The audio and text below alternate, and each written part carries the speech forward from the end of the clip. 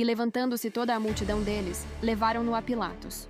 E começaram a acusá-lo, dizendo: Havemos achado este pervertendo a nação, proibindo dar o tributo a César, e dizendo que ele mesmo é Cristo, o rei. E Pilatos perguntou-lhe, dizendo: Tu és o rei dos judeus? E ele respondendo disse-lhe: Tu o dizes. E disse Pilatos aos principais dos sacerdotes e à multidão: Não acho culpa alguma neste homem. Mas eles insistiam mais, dizendo: Alvoroça o povo, ensinando por toda a Judéia, começando desde a Galiléia até aqui. Então Pilatos, ouvindo falar da Galiléia, perguntou se aquele homem era galileu. E sabendo que era da jurisdição de Herodes, remeteu-o a Herodes, que também naqueles dias estava em Jerusalém. E Herodes, quando viu a Jesus, alegrou-se muito, porque havia muito que desejava vê-lo, por ter ouvido dele muitas coisas, e esperava que lhe veria fazer algum sinal. E interrogava-o com muitas palavras, mas ele nada lhe respondia. E Herodes, com os seus soldados, desprezou-o, e escarnecendo dele, vestiu-o de uma roupa resplandecente e tornou a enviá-lo a Pilatos. E Pilatos, convocando os principais dos sacerdotes, e os magistrados, e o povo, disse-lhes: Haveis-me apresentado este homem como pervertedor do povo. E eis que, examinando-o na vossa presença, nenhuma culpa, das de que o acusais, acho neste homem. Nem mesmo Herodes, porque a ele vos remeti. E eis que não tem feito coisa alguma digna de morte. Castigá-lo-ei, pois, e soltá-lo-ei. Mas toda a multidão bradou a uma, dizendo: Fora daqui com este, e solta-nos Barrabás.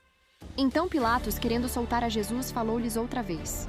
Mas eles clamavam em contrário, dizendo: Crucifica-o, crucifica-o. Então ele, pela terceira vez, lhes disse: Mas que mal fez este? Não acho nele culpa alguma de morte. Castigá-lo-ei, pois, e soltá-lo-ei. Mas eles instavam com grandes gritos, pedindo que fosse crucificado. E os seus gritos, e os dos principais dos sacerdotes, prevaleciam. Então Pilatos julgou que se fizesse o que eles pediam, e soltou-lhes o que fora lançado na prisão por uma sedição e homicídio, que era o que pediam. Mas entregou Jesus à vontade deles.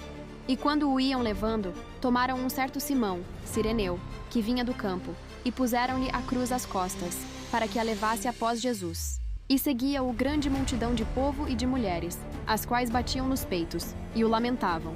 Porém, Jesus, voltando-se para elas, disse: Filhas de Jerusalém, não choreis por mim.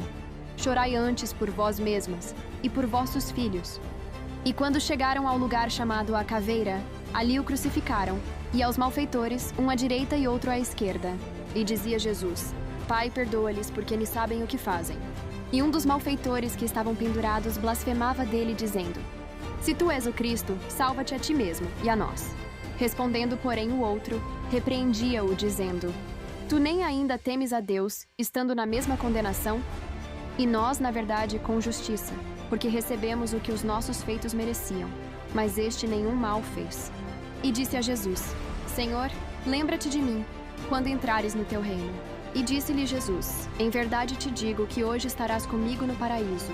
E era já quase a hora sexta, e houve trevas em toda a terra até a hora nona, escurecendo-se o sol. E o véu do templo rasgou-se pelo meio. E clamando Jesus com grande voz, disse: Pai, nas tuas mãos entrego o meu espírito. E havendo dito isto, expirou. E o centurião, vendo o que tinha acontecido, deu glória a Deus, dizendo: Na verdade, este homem era justo. E toda a multidão que se ajuntara a este espetáculo, vendo o que havia acontecido, voltava batendo nos peitos. E um certo homem, por nome José, senador, homem de bem e justo, que era de Arimateia, cidade dos judeus, e que também esperava o reino de Deus, este, chegando a Pilatos, pediu o corpo de Jesus, e havendo-o tirado, envolveu-o num lençol, e pô-lo num sepulcro escavado numa penha, onde ninguém ainda havia sido posto. E era o dia da preparação, e amanhecia o sábado.